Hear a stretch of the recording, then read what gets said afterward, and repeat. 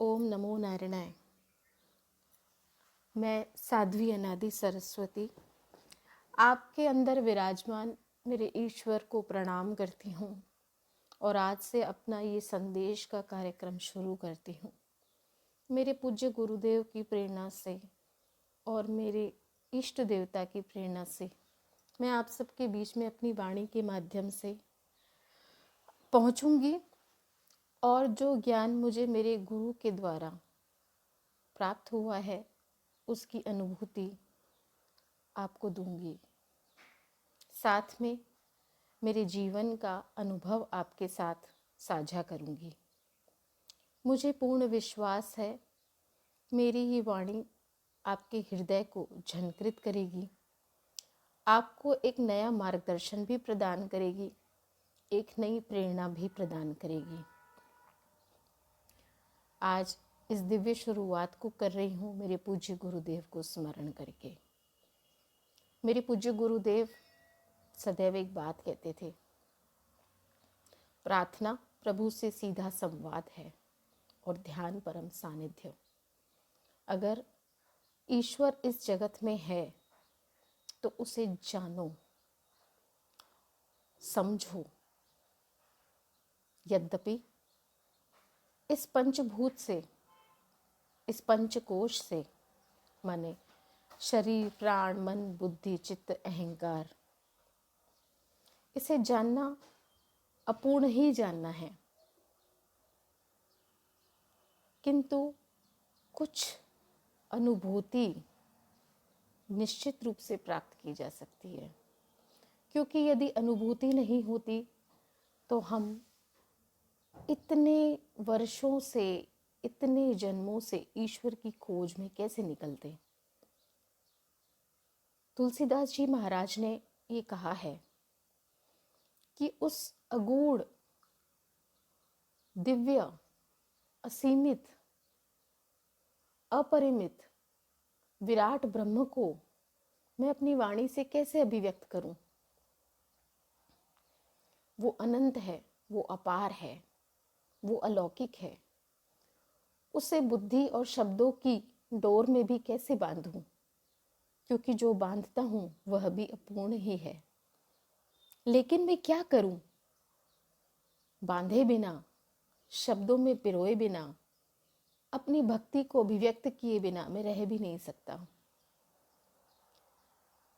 इसीलिए मुझे बोलना है और इस प्रकार से उन्होंने राम कथा का प्रतिपादन किया, अपने मानस में संजोए हुए भावनाओं को अभिव्यक्त किया और आज रामचरितमानस तुलसीदास कृत महाकाव्य के रूप में प्रचलित है। और पता नहीं कहाँ कहाँ अपनी दिव्यता की अलौकिक छाप करोड़ों लोगों की बुद्धि पर बिखेर रही है।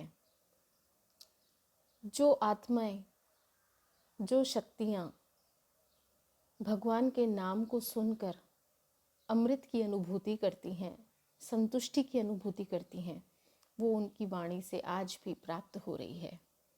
इसीलिए जो संत सिद्ध हैं, जो दिव्य संत हैं, जिन्होंने वास्तव में भगवान की अनुभूति की है, उनकी वाणी तो प्रतिपल लोगों का जीवन सुधारती है, प्रतिपल जीवन को और परिष्कृत करती है। इसीलिए स्वामी जी के इसी एक वाक्य के ऊपर मैंने अपनी बात रखी। प्रार्थना निरंतर करते रहिए। जैसे जैसे आप प्रार्थना करेंगे वैसे वैसे आपका जुड़ाव ईश्वर से होगा। जैसे जैसे आप भगवान के साथ संवाद करेंगे, आपके तार भगवान से जुड़ेंगे, क्योंकि वो तो हर पल आपके पास है, हर पल आपको सुन रहा है, हर पल करोड़ों आंखों से आपको देख रहा है, हर पल आपको महसूस कर रहा है। महसूस तो केवल आप नहीं कर पा रहे, क्योंकि आपने उसे अपने से भिन्न समझा है, पर वो तो प्रतिपल ना केवल आपके पास है, आप में भी है। वो तो सर्वत्र बिखरा हुआ है। कहाँ नहीं है वो, कहाँ नहीं है वो हर क्षण आपके पास है, आपके साथ है। और इसी सत्य के साथ पता नहीं कितने करोड़ों लोग भगवान के नाम का सहारा लेके भगवान के मार्ग पे निकल जाते हैं और अपना जीवन न्यौछावर कर देते हैं, और वो अनुभूति प्राप्त करके संत बन के आपके बीच में आते हैं और उस भक्ति को, ज्ञान को, उस पारलौकिक अनुभूति को किसी तरह शब्दों में पिरो के आपके सामने रखते हैं, ताकि आप भी उस परमानंद को महसूस करें। प्रार्थना निरंतर ईश्वर से संवाद है, इसीलिए इसे प्रार्थना कहा गया है। यदि सामान्य किसी भी दूसरी वस्तु के साथ होता, व्यक्ति के साथ होता, तो वो मात्र संवाद होता, पर क्योंकि ये परमात्मा के साथ संवाद है, इसीलिए इसे प्रार्थना कहा है। प्रार्थना मन की भाव दशा है, जिस भाव दशा में मन उच्चतर भाव में जाता है, परिष्कृत होता है।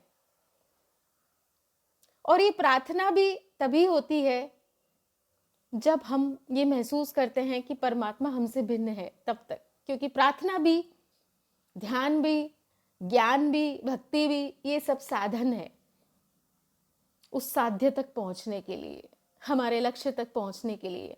और जब हम लक्ष्य तक पहुंच जाते हैं तो प्रार्थना और ध्यान एक हो जाता है। फिर स्थिति ऐसी होती है, किससे प्रार्थना करना? प्रभु तो प्रतिक्षण हमसे अलग कहाँ है? फिर संकल्प विकल्प भी क्षीण हो जाते हैं, फिर भाव भी सिमटकर ऊर्जा बन जाती है, ऊर्जा ऊर्ध्वगामी हो जाती है। इसीलिए जब तक साधक उस अवस्था में आए, यानी कौन सी अवस्था? द्वैत की भावना से ऊपर उठकर अद्वैत की भावना में, तब तक प्रार्थना एक बहुत बड़ा साधना का माध्यम है। और जब आप सारे विचारों को छोड़कर बैठ जाते हैं, उस प्रार्थना के भाव पे अपने मन को